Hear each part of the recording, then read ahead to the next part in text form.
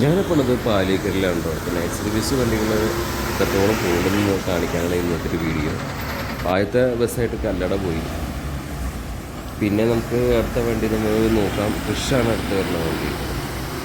എത്ര night service വണ്ടികളാണല്ലേ നമ്മുടെ ബാംഗ്ലൂർക്ക് കൂടിക്കൊണ്ടിരിക്കുന്നത്. ബാംഗ്ലൂരും ചെന്നൈയായിട്ട് ഈ പാലിയേക്കരയിൽ വന്ന് നിൽക്കുമ്പോഴാണ് അത് മനസ്സിലാവുന്നത് എത്രത്തോളം വണ്ടി അധിക സർവീസ് ഇപ്പോൾ കൂടിയിട്ടുണ്ട്.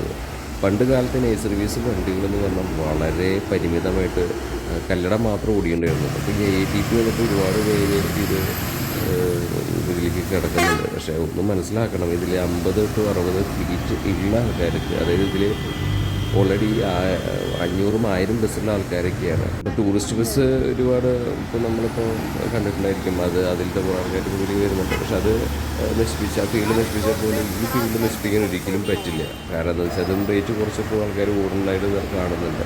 പക്ഷേ ഇത് ഈ ഫീൽഡ് നശിപ്പിക്കാൻ പറ്റില്ല എന്ന് പറഞ്ഞാൽ ഇത് വലിയൊരു മൊണോപ്പൊളി ആയിട്ടുള്ള ഒരു ടീമിൻ്റെ ഒപ്പാണ് നിൽക്കുന്നത്.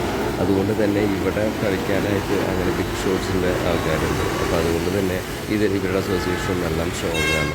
നമ്മുടെ ടൂറിസ്റ്റ് ബസ്സിൻ്റെ രീതിയിൽ ഇപ്പോൾ ശരിക്കും സത്യം പറയണമെങ്കിൽ ഇപ്പോൾ നമ്മൾ കളർ കോഡ് വന്നു. കുറേ ആൾക്കാർക്ക് കളർ വേണം, കുറേ ആൾക്കാർക്ക് കളർ വേണ്ട, അല്ലേ? ശരിക്കും നമ്മൾ ടാക്സ് അടച്ചിട്ട് കളറില്ലാതെ ഓടിക്കേണ്ട അവസ്ഥ നമ്മുടെ നാട്ടിൽ മാത്രമേ കണ്ടിട്ടുള്ളൂ. ഞാൻ പുറത്തൊക്കെ പോകുമ്പോൾ എല്ലാവരും നിയന്ത്രണം വേണമെന്നുള്ളത് സത്യം തന്നെയാണ്. കാരണം എന്താ വെച്ചാൽ ഒരുപാട് കാര്യം കുത്തും, ഒരുപാട് ഈ ലൈറ്റും സൗണ്ടൊക്കെ വളരെ സീൻ തന്നെയാണ്. പക്ഷേ എല്ലാവരും നിയന്ത്രണമായിട്ടെങ്കിലും കുറച്ചൊക്കെ ലൈറ്റ് സൗണ്ടൊക്കെ കൊടുത്ത് അതുപോലെ കുറച്ച് കളറൊക്കെ വെച്ചാലല്ലേ വണ്ടിക്ക് ഒരു അഴകുള്ളൂ. ഇപ്പോൾ നമ്മുടെ വണ്ടി, കേരളത്തിലെ വണ്ടി കാണാൻ ഭംഗിയില്ല സത്യം പറഞ്ഞാൽ. കോമ്പറ്റീഷൻ കുറഞ്ഞു, അതുകൊണ്ട് എല്ലാവർക്കും ഓട്ടുണ്ട്, അത് വേറൊരു പോയിൻ്റാണ്. പക്ഷേ ഇന്ന് ടൂറിസ്റ്റ് ബസ്സിലെ കുറേ ആൾക്കാരിപ്പോൾ ഈ മേഖലയ്ക്ക് വന്നിട്ടുണ്ട്. ഈ മേഖലയിൽ ഇപ്പോൾ ഇത് പൊളിക്കാൻ ഒരിക്കലും സാധിക്കില്ല. കാരണം വെച്ചാൽ ടൂറിസ്റ്റിൻ്റെ മേഖലയും പൊളിഞ്ഞു പോയി. ഇത് പൊളിക്കാൻ സാധിക്കില്ല എന്ന് പറയാൻ കാരണം ഇത് വലിയ ഒരു ബിങ്ങിൻ്റെ അല്ലെങ്കിൽ വലിയൊരു എന്താ പറയുക ഗ്രൂപ്പ് ഓഫ് ആൾക്കാർ, അതായത് കോടാനുകോടി ആസ്തിയുള്ള ആൾക്കാർ, അവർ 500ഉം 1000ഉം 2000 വണ്ടികൾ മേടിച്ച് ഇട്ടിട്ടുള്ള ഒരു ആൾക്കാർ. അവർക്ക് വേറെയും ഒരുപാട് ബിസിനസ്സുകളാണ്, റിസോർട്ടുകൾ. എനിക്ക് പേഴ്സണലി അറിയുന്നതാണ്. ഹാൻഡ്സ് ഗ്രൂപ്പ് ഹോട്ടൽ, അവർക്ക് 1500 2000 വണ്ടിയുണ്ട്. അവർക്ക് റിസോർട്ട്, ഹോട്ടൽ, എഞ്ചിനീയറിംഗ് കോളേജ്, അതുപോലെ തന്നെ ഡിസ്റ്റിലറി, ഇങ്ങനെ ഒരുപാട് ഇഷ്ടം പോലെയാണ്. നമ്മളിവിടെ ഒരു 4 വണ്ടി മേടിക്കണവൻ വലിയ ആളാവുമ്പോൾ അവിടെ അവർ 900 2 കൂടി 220 230 കൂടി വിലയിലെ വണ്ടികളൊക്കെ വളരെ പുഷ്പം പോലെ 50ഉം 60ഉം 100 ഒരുമിച്ച് മേടിക്കണം. ഇപ്പോൾ പറയുകയാണെങ്കിൽ നമ്മുടെ ഓറഞ്ച് തന്നെ മേടിച്ചില്ലേ 60 ഒരുമിച്ച് 900 ആണ്. അപ്പോൾ അതാ പറഞ്ഞത്. അപ്പോൾ അവിടെയുള്ള ആൾക്കാർ സത്യം പറഞ്ഞാൽ ഇപ്പോൾ ER-ലും ഓറഞ്ചും അങ്ങനത്തെ വണ്ടികളൊക്കെ കൂടുതലും സൗത്തിലേക്ക് വന്നാൽ ഇപ്പം കേരളത്തിൽ നിന്ന് പോകുന്ന വണ്ടികളിൽ നിൽക്കാൻ പാകുള്ളൂ. കാരണം എന്ന് വെച്ചാൽ അത്രമാത്രം അവരുടെ കയ്യിൽ വണ്ടിയിലെ ആൾക്കാരാണ് ഈ നോർത്തിലത്തൊക്കെ ടീമുകൾ. നോർത്തിൽ നിന്നല്ല, സൗത്തിൽ. ഇപ്പോൾ ഓറഞ്ച് ആണെങ്കിലും പിന്നെ നോർത്തിലാണെങ്കിൽ VR-ലും ഒക്കെ എടുക്കുകയാണെങ്കിൽ, അല്ലെങ്കിൽ ഹാൻഡ്സ്, VR-ലല്ല ഹാൻഡ്സൊക്കെ എടുക്കുകയാണെങ്കിൽ അവർക്ക് അത്രമാത്രം വണ്ടിയുണ്ട്. ചാർട്ടേഡ് പറഞ്ഞ ഗ്രൂപ്പ് അത്രമാത്രം വണ്ടിയാണ്. നമ്മളവിടെയൊക്കെ പോയിട്ടുള്ള ആൾക്കാരാണ്. അതായത് ഓരോ ആൾ വന്നാൽ നമുക്ക് പേടിയാവും. അപ്പോൾ അതിന് വേണ്ടി നമ്മുടെ നാട്ടിലൊരു 4 വണ്ടി എടുത്ത് അല്ലെങ്കിൽ 6 വണ്ടി എടുത്തു എന്ന് പറയുമ്പോൾ വലിയ എന്തോ സംഭവമാണ്. അത് വലിയൊരു കാര്യമായിട്ട് കാണുമ്പോൾ സത്യം പറഞ്ഞാൽ ഞാൻ എന്നെ പോലത്തെ ആൾക്കാർ, അത് നമ്മൾ ഈ കേരളം വിട്ട് പോയിട്ട് ലോകം കണ്ടിട്ടുള്ളത് കൊണ്ട് നമുക്ക് ചെറിയ ഇരി കാണിച്ച് പോകുന്ന അല്പത്തരം പോസ്റ്റിങ് കാണുമ്പോൾ ചെറിയേക്ക് തോന്നാറുള്ളൂ സത്യം പറഞ്ഞാൽ. അതാണ് എൻ്റെ ഒരു വേറൊരു സ്വയം മനസ്സിലാക്കണം. നമ്മുടെ ആൾക്കാരൊക്കെ നമ്മളൊന്നും പുറത്തൊക്കെ പോയി കാണുമ്പോൾ മനസ്സിലാവും നമ്മുടെ രീതിയല്ല. സർവീസൊക്കെ സൗത്ത് ഇന്ത്യ അല്ലെങ്കിൽ ഈ ഏരിയയിലൊക്കെ പിന്നെയും ഭേദമാണ്. അല്ല, കേരളം വിട്ടാൽ തമിഴ്നാട്ടിലൊക്കെ പോയില്ലെങ്കിൽ വേറെ ലെവൽ റേഞ്ച് വണ്ടികളാണ് ഈ തമിഴ്സിൻ്റെയൊക്കെ. അതും വിട്ട് ഇപ്പോൾ ആന്ധ്രയിലേക്ക് പോയാൽ വേറെ ലെവലായി.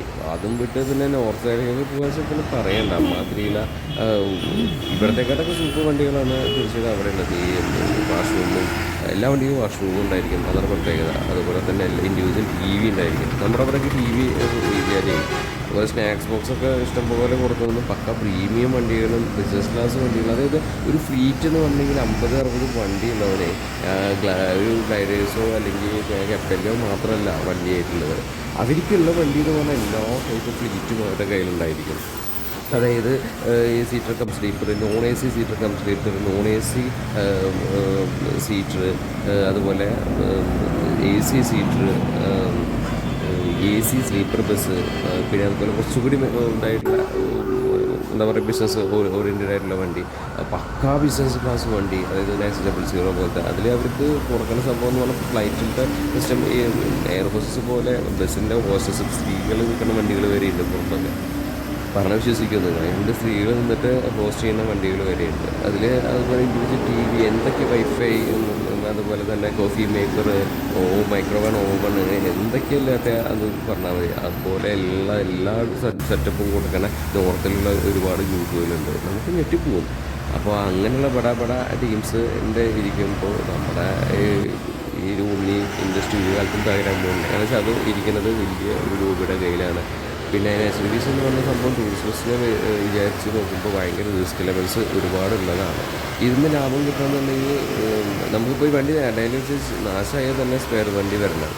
ഒരുപാട് കാര്യങ്ങൾ റിസ്ക് ലെവൽസ് കൂടുതലാണ്. ടൂറിസ്റ്റ് ബസ് പിന്നെ ആർക്കും കൊണ്ടുനടക്കാനുള്ളതുള്ളൂ, അല്ലെങ്കിൽ റൂട്ട് ബസ്. സർവീസ് ഭയങ്കര തീ പോകുന്ന ഒരു കാര്യം തന്നെയാണ്. ബുദ്ധിമുട്ട് ഒരുപാടാണ്. പിന്നെ ഇതിലൊരു ഫ്ലീറ്റ് 30 to 40, 40 to 60 അല്ലെങ്കിൽ മിനിമം ആണ് പറഞ്ഞത്. പിന്നെ 100-ൻ്റെ മേലെ ഉള്ള ഫ്ലീറ്റിൻ്റെ ആൾക്കാരാണ് ഇതിൽ ഞാൻ കൂടുതൽ കണ്ടിട്ടുള്ളത്. അല്ലാതെ 4-6 വണ്ടികളുടെ ആൾക്കാർ ഇതൊന്നും സർവീസ് നടത്തിയിട്ടൊന്നും ഒരു കാര്യം ഇല്ലയെന്നാണ് എനിക്ക് തോന്നിയിട്ടുള്ളത്. മിനിമം ഒരു 20 സർവീസ്, 10 സർവീസ് എങ്കിലും നടക്കും. 10 സർവീസ് വേണമെങ്കിൽ 20 വണ്ടിയെങ്കിലും മിനിമം എന്താ പറയണത് ഉണ്ടായാലാണ് ഇതൊക്കെ മേക്കപ്പ് ചെയ്ത് പോകാൻ പറ്റുള്ളൂ. കാരണം ഒരു സീസണിൽ 3 മാസം മോശമാണെങ്കിൽ ചിലപ്പോൾ 3 മാസമാവും നമുക്ക് ഉണ്ടാക്കുക. അപ്പോൾ കയ്യിൽ നിന്ന് കാശ് നമ്മൾ ഇറക്കി കളിക്കേണ്ട ഒരു പ്ലേയാണ്. അല്ലാതെ കാശില്ലാത്തവരാണെങ്കിൽ മെങ്ങസിയാന്ന് പറഞ്ഞിരിക്കേണ്ട അവസ്ഥ വരും. മനസ്സിലായോ? അങ്ങനെ ഒരു റിസ്ക് എലമെൻസ് കൂടുതലാണ്. ഇപ്പോൾ ടോള്, ഡീസല്, അതുപോലെ ഇൻഡിവിജ്വൽ ടാക്സ് അടച്ചിട്ട് കൂടുകയാണെങ്കിൽ പറയണ്ട. ATP എടുത്താലും ഇൻഡിവിജ്വൽ ടാക്സ് അടയ്ക്കണം എന്നൊക്കെ പറഞ്ഞ് ഇരിക്കുന്ന ചിലവർ അടയ്ക്കേണ്ട, ഇപ്പോൾ സ്റ്റേ ഉണ്ടെന്നൊക്കെ പറയുന്നുണ്ട്. ഇൻഡിവിജ്വൽ ടാക്സ് കൂടി അടച്ചിട്ടുണ്ടെങ്കിൽ നിങ്ങൾ കാൽക്കുലേറ്റ് ചെയ്ത് നോക്കുക ഇത് എത്രമാത്രം ലാഭമാണെന്ന്. ഇത് ഫുൾ ആയിട്ട് ഓടിയാലാണ് കാര്യം ഉള്ളത്. ഫുള്ളായിട്ട് ഓടുമോ, അല്ലെങ്കിൽ നമുക്ക് ഇത്രയും വണ്ടികളുള്ള സ്ഥിതിക്ക് ഇത് പാഴ്സൽ കിട്ടുമോ? ഇത്രയും പണ്ടൊന്നും ഇത്രയും ബസ്സുകൾ ഉണ്ടായിരുന്നില്ല. പക്ഷേ ഇപ്പോൾ ടൂറിസ്റ്റ് ബസ് മേഖലയിലേക്ക് കടന്നു വരേണ്ട പോലെ ടൂറിസ്റ്റ് ബസ്സിലത്തെ ആൾക്കാർ അടക്കമുള്ളവർ കുറേ പേര് ഇപ്പോൾ ലാഭമെന്ന് വിചാരിച്ചിട്ട് കടന്നു വരുന്നുണ്ട്. പക്ഷേ ഇതുവരെയൊക്കെ പെട്ടു എന്നാണ് പറഞ്ഞു കേൾക്കുന്നത്. കാരണം ഞാൻ പറഞ്ഞില്ല, 50-60 ഫ്ലീറ്റ് നമ്മുടെ കയ്യിൽ എല്ലാ മേഖലയിൽ കൂടി ഓടണം. അതായത് എല്ലാ റൂട്ട് കൂടി ഓടണം. അപ്പോൾ കല്ലടയൊക്കെ പോകണമെന്ന് പറഞ്ഞിട്ടുണ്ടെങ്കിൽ കല്ലടയാണ് നമുക്ക് ശരിക്കും രാജാവ് എന്ന് വിളിക്കാൻ പറ്റുള്ളൂ. ഇൻഡിവിജ്വൽ ടാക്സ് അടയ്ക്കുന്ന കാലം തൊട്ടേ അവർക്ക് വണ്ടി ഓടിക്കുന്നുണ്ട്. അവർ എവിടേക്കൊക്കെ വണ്ടി ഓടിക്കുന്നുണ്ട്.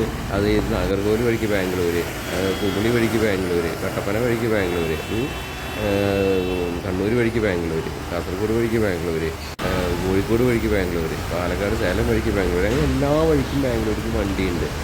അതാണ് ഫ്ലീറ്റ് എന്ന് പറഞ്ഞാൽ. എല്ലാ വഴിക്കും കല്ലട വണ്ടിയൊക്കെ വേളാങ്കണിക്കാൻ അവിടെ വളരെ ഏത് ഭാഗത്തേക്ക് വണ്ടി അടിച്ചാലും കിട്ടും. അങ്ങനെയാണ്. അല്ലാതിപ്പോൾ നമ്മൾ ബാംഗ്ലൂരിൽ നിന്ന് നേരെ ഇപ്പോൾ എല്ലാവരും ചെയ്യുന്ന എളുപ്പം പണിയും ബാംഗ്ലൂർ ഇപ്പോൾ ലാഭമുണ്ട്. എന്നാണ് അത് നിൽക്കുക അറിയില്ല. ട്രെയിനും കാര്യങ്ങളൊക്കെ വന്നാൽ അത് നിൽക്കും. അപ്പോൾ ഇപ്പോൾ എല്ലാവരും ബാംഗ്ലൂർ വിട്ടുകൊണ്ടിരിക്കുകയാണ്. സിമ്പിളാണല്ലോ ബാംഗ്ലൂർ സർവീസ് നടത്താൻ. ബാംഗ്ലൂർ കേരള എന്ന് പറഞ്ഞിട്ട് ഇട്ടുകൊണ്ടിരിക്കുക. പക്ഷേ ഇത് എത്ര കാലം പോകുമെന്നറിയില്ല. അത്രമാത്രം വണ്ടികൾ വന്നിട്ടുണ്ട് ബാംഗ്ലൂർക്ക്. പണ്ടൊക്കെ ഇതിന് റേറ്റ് കൂടുതലായിരുന്നു. ഇപ്പോൾ റേറ്റ് കുറഞ്ഞിട്ടൊക്കെ ഓടിക്കൊണ്ടിരിക്കുന്നത്. ഇപ്പോൾ ഓണക്കാലം മാത്രമാണ് ആകെ വരുന്നൊരു പ്രതീക്ഷ.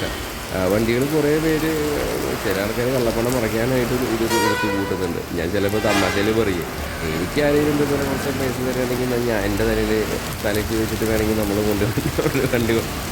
വണ്ടി കൊണ്ടുവരുന്ന തരാട്ടോ എന്ന് പറയും. അങ്ങനെ വിനാവിക്കുന്ന രീതിയിൽ ഇതെന്ന് വെച്ചാൽ കള്ളപ്പണമൊക്കെ മറയ്ക്കാനുമായിട്ട് കുറേ പേര് ഇതിൽ ഇറങ്ങുന്നുണ്ടെന്നുള്ളതാണ് വാസ്തവം. ഞാൻ ഓടിച്ച് റിവ്യൂ ചെയ്ത വണ്ടികൾ ഒരുപാട് ആലിയാണെങ്കിലും കൊച്ചിൻ എക്സ്പ്രസിൻ്റെ വണ്ടിയാണെങ്കിലും അതുപോലെ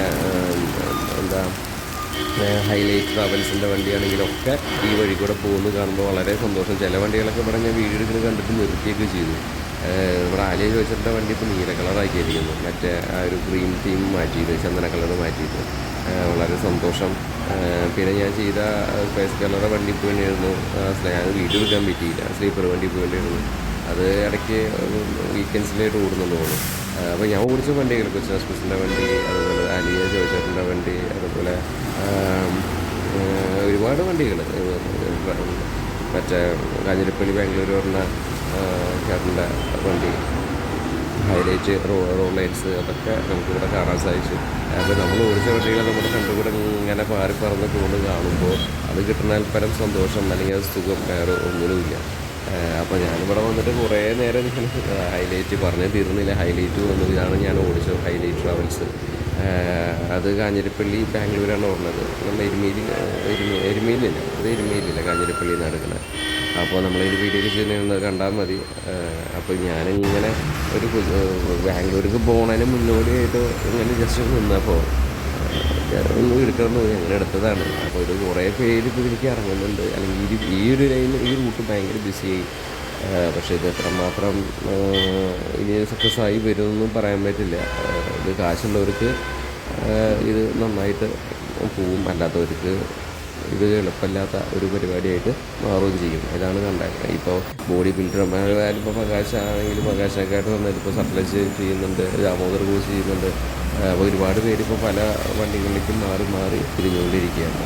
പിന്നെ വോൾവോ ബസ്സുകളിൽ ആണിപ്പോൾ ഏറ്റവും ടോപ്പായിട്ട് നിൽക്കുന്നത് SW0.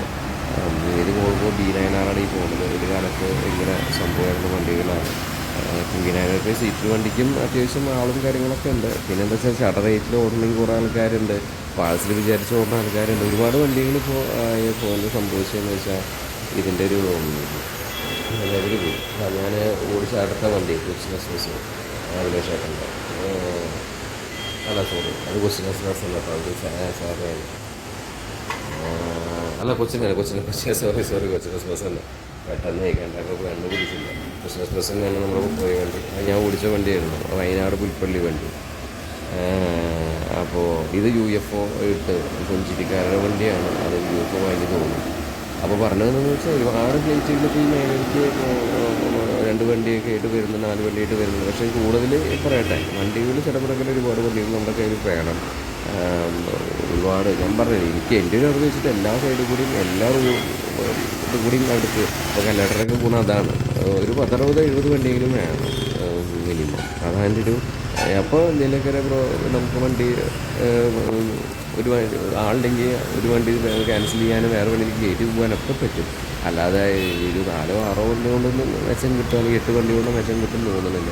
മിനിമം ഒരു 20-30 വണ്ടിയെങ്കിലും വേണം ഇത് നന്നായിട്ട് കൊണ്ടുനടക്കുന്നത്. 30 പറയുമ്പോൾ 15 സർവീസ് മിനിമമായിട്ടാണ് പറഞ്ഞത്. അതിന് മേലെ ഇപ്പോൾ 100-500 1000 ഉള്ള ആൾക്കാരാണ് ഇപ്പോൾ ഞാൻ തമിഴ്ക്കൊക്കെ പോകണമെങ്കിൽ എല്ലാവർക്കും ഒരു 60 വണ്ടി ഇല്ലാത്തവരില്ല, 70 വണ്ടി ഇല്ലാത്തവരില്ല. അത്രയും വണ്ടിയുള്ള ആൾക്കാരാണ് ആ ഭാഗത്തൊക്കെ സർവീസ് നടത്തുന്നത്. അത് എല്ലാവരും മനസ്സിൽ വയ്ക്കുക. അല്ലാതെ 4-6 വണ്ടി ഈ ഉള്ള ആൾക്കാരോ 4 വണ്ടി 6 വണ്ടി എടുത്ത് ഇവിടെ പൊങ്ങച്ചം എടുത്ത് 4 വണ്ടി ഇപ്പോൾ എടുത്തു അപ്പോഴേക്കും വലിയ സംഭവമെന്ന് പറഞ്ഞ ആൾക്കാർ ഇവിടെ ശരിക്കും ഇങ്ങനത്തെ ആൾക്കാരൊക്കെ പുറത്ത് പോയാൽ മനസ്സിലാവും എന്താണ്. അല്ലെങ്കിൽ നമ്മുടെ സാനിയ ഗ്രൂപ്പിൻ്റെ വണ്ടി കൊണ്ടും നല്ല മഴയും വന്നു. അപ്പോൾ ഈ ഒരു വീഡിയോ ഇവിടെ അവസാനിപ്പിക്കാൻ ജെയ്സായ റോമിൻസിൻ്റെ വണ്ടിയാണ്. അപ്പോൾ ഈ വീഡിയോ ഇവിടെ അവസാനിപ്പിക്കുകയാണ്. വീഡിയോ ഇഷ്ടപ്പെട്ടാൽ ലൈക്ക് ചെയ്യുക, ഷെയർ ചെയ്യുക, സബ്സ്ക്രൈബ് ചെയ്യുക. ഓക്കെ.